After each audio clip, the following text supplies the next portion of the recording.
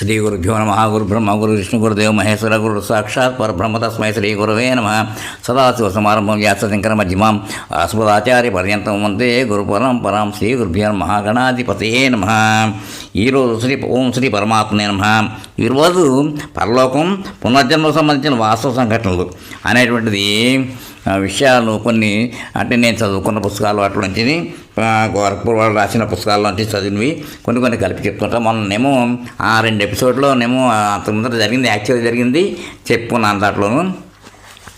అదనమాట పునర్జన్మ గురించి చెప్పాం. ఇప్పుడు దాన్ని కంటిన్యూషన్ అనుకుందాం. పోనిది పరలోకం పునర్జన్మలకి సంబంధించిన వాస్తవ నిజంగా జరిగిన సంఘటనలు ఇట్లా ఉంటాయన్నమాట. వాళ్ళు రాశారు ఎన్నెన్నో సంఘటనలు జరిగాయి. అవన్నీ లైబ్రరీలో దాచిపెట్టామని కూడా చెప్పారు హిందీలో అన్నమాట.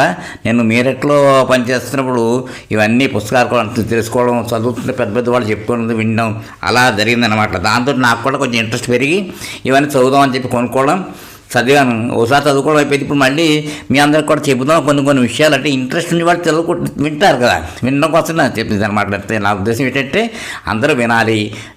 మన యొక్క సనాతన ధర్మం ఎలాంటిదంతా కూడా నా తపన అంతకుమించి ఇంకోటి ఏమీ లేదు. చెప్పడమే అందరూ తీసుకుని నడుస్తున్నట్టు చెప్పుకుంటూనే ఉండాలి. ఒకరి తర్వాత వినేవాళ్ళు వింటారు, విన్నవాళ్ళు వినరు. దాని గురించి మనం బాధపడక్కర్లేదు. ఎందుకంటే పెద్ద వాళ్ళు మహానుభావులకే ఇది చూడలేదు కాబట్టి ఎవరికైతే ఇంట్రెస్ట్ ఉంటుందో వాళ్ళకి. అలాగే భగవంతుడు కూడా అదే చెప్తాడు, భక్తి ఎవరు కావాలని ఆయన ఇవ్వట్ట. ఎవరు కావాలని కోరుకుంటే భక్తి వాళ్ళకి, వాళ్ళు కోరుకుంటేనే వస్తుంది తప్ప లేకపోతే మిగిలిన వాళ్ళు లేదు. ఆయన వరంగా ఇవ్వడు భక్తి. అది ఓం శ్రీ పరమాత్మ. పరలోకం పునర్జన్మకు సంబంధించిన వాస్తవ సంఘటనలు. హిందీ మూలం భక్తరామ్ చరణ్ దాస్ పిలుఖావా, కాండకొట్ట వెంకటాచార్య రాస్తారు. గీతా ప్రెస్ వాడిది. భూమికి ఏంటంటే ఇప్పుడు చెప్తున్నది, భారతీయ సంస్కృతికి హిందూ ధర్మానికి పరలోకం పునర్జన్మ సిద్ధాంతం ప్రధానమైన ఆధారమై ఉన్నది. ఈ విషయాన్ని ఖండించడం వీలు లేదు. మనం ఆదరించే శాస్త్రాలన్నింటి ఎందుకు ప్రత్యక్షంగా కానీ అప్రత్యక్షంగా కానీ పరలోక పునర్జన్మల ప్రతిపాదన జరిగింది. వేదాలు మొదలుకొని ఆధునిక శాస్త్ర గ్రంథాల వరకు అన్నింటిలోనూ ఈ సిద్ధాంతం ఏకకంఠంతో అంగీకరింపబడి బలోపేతం కావించబడింది. ప్రస్తుత కాలంలో సమస్త ప్రపంచాన్ని గమనిస్తే అసత్యం, కపటం, దొంగతనం, వ్యభిచారం, హత్యలు మొదలైన దురాచారాలు క్రమంగా అభివృద్ధి పొందుతూ ఉన్నాయి. వ్యక్తుల్లో వల్లనే వివిధ దేశాల్లో కూడా పరస్పర ద్వేషం, కలహాలు పెరుగుతూ ఉన్నాయి. బలవంతులు దుర్బలను బాధిస్తున్నారు. నీతి ధర్మాలు గల మార్గాల జనులు వదిలివేసి అధర్మం, అవినీతి నిండిన దారుల్లో వెళుతూ ఉన్నారు. ధన సంపాదనమే ముఖ్యమని నిశ్చయించుకుని దాన్ని పొందడానికి ఇంచుమించు అందరూ ప్రయత్నం చేస్తూనే ఉన్నారు. విలాసాలు, ఇంద్రియ భోగాలు అధికమవుతున్నాయి. తినదగిందేదో తినరానిదేదో తెలుసుకుని విచక్షణ కాలక్రమంలో నశించిపోతోంది. తన నాలుగు రుచి కొరకు, శరీర సుఖాల కొరకు ఇతరులకు కలిగిస్తున్న కష్టాలపైన రవ్వంత గొడగా మనింపలేదు. మత్తు వస్తువుల ప్రచారం అధికం అవుతోంది. నీతిహీనత, లంచగొడితనం ఉన్నత స్థానం పొందాయి. మానవులలో పరస్పర విశ్వాసం కూడా కనిపించడం లేదు. కోర్టులో వ్యాజ్యాలు, వాటి ద్వారా అపరాధాల సంఖ్య పెరుగుతూనే ఉంది. జీవితంపై అసంతృప్తి, అసహనం ఎంత పెరుగుతోంది అంటే ప్రజలు మాటిమాటికి ఆత్మహత్యకు సిద్ధపడిపోతున్నారు. ఈ ఆత్మహత్యల వల్లనే మానవ జీవితానికి రక్షణ లేకుండా పోయింది. వ్యక్తుల్లో గర్వం మరియు నాస్తికత్వం అభివృద్ధి చెందుతోంది. ఈ విధమైన సమస్త దుష్టచర్యలకు మూల కారణం ఏమిటి అంటే ఈ యుగంలోని మానవులకు చాలామందికి ఆత్మకి మరణం లేదని, మృత్యువు శరీరానికి అని, పరలోకం ఉన్నదనే విశ్వాసం లేకపోవడం. అందువల్ల లోకులు తమకు అభించిన వర్తమాన జీవితాన్ని సంపూర్ణ జీవిత సత్యమని నమ్మేస్తున్నారు. ఇహలోక జీవితం ముగిసిన తర్వాత కూడా ఏదైనా జీవితం ఉందా అనే అంశం మీద యోచనే లేదు. ఈ హేతుల వల్ల వర్తమాన జీవితాన్ని సుఖమయం చేసుకునే కోరికతో తదేక ప్రయత్నాన్ని మానవులు ఆచరిస్తూ ఉన్నారు. ఎంతవరకు జీవిస్తావో అంతవరకు సుఖంగా జీవించు. అప్పులు తీసుకుని అయినా సరే మంచి పదార్థాలను అనుభవించు. మరణించిన తర్వాత ఈ శరీరం చితిలో భస్మైపోతుంది. అందులో నివసించిన జీవునికి పునర్జన్మ అనేది ఉండనే ఉండదు. నాస్తికులైన చార్వాకులు చేసిన ఈ సిద్ధాంతం ఈనాడు స్వేచ్ఛగా సంచరించే వారికి ఆదర్శంగా కనిపిస్తోంది. నాస్తికులంటే వేదంపై, పురాణములపై, భగవంతుడిపై, పునర్జన్మలపై విశ్వాసం లేనివాళ్ళు. సర్వ వినాశం కలిగించే ఈ భావం వైపు ఈ రోజుల్లో మొత్తం ప్రపంచం వెళుతున్నట్లుగా ఉంది. ఈ కారణం వల్ల లోకులు సుఖానికి బదులుగా అధికమైన దుఃఖంలో చిక్కుంటున్నారు. పరలోకం పునర్జన్మను విశ్వసించిన వారికి ఇటువంటి దురవస్థ అవశ్యంగా ఫలరూపం వస్తుంది.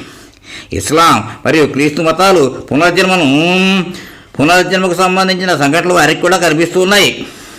భారతదేశంలో వెలిసిన జైన బౌద్ధాది అవైదిక మతాలు కూడా పునర్జన్మం ఉంటుందని అంగీకరిస్తున్నాయి. కేవలం అర్ధకామముల మీద ఆసక్తి కలిగిన నాస్తిక చార్వాకులు ఈ వాటికే ప్రాధాన్యం ఇచ్చి ధర్మాన్ని మోక్షాన్ని అంగీకరించలేదు. చార్వాక దర్శనం పునర్జన్మ సిద్ధాంతాన్ని వ్యతిరేకించింది. విదేశాల్లో ఉన్న మార్క్స్ సిద్ధాంతం ప్రకారం పునర్జన్మ సిద్ధాంతం వ్యర్థమైందిగా అసత్యమైందిగా నిరూపించబడింది. కానీ మనం గంభీరంగా లోతుగా విచారించినట్లయితే ఈ విషయం పూర్తిగా అవగాహన వస్తుంది.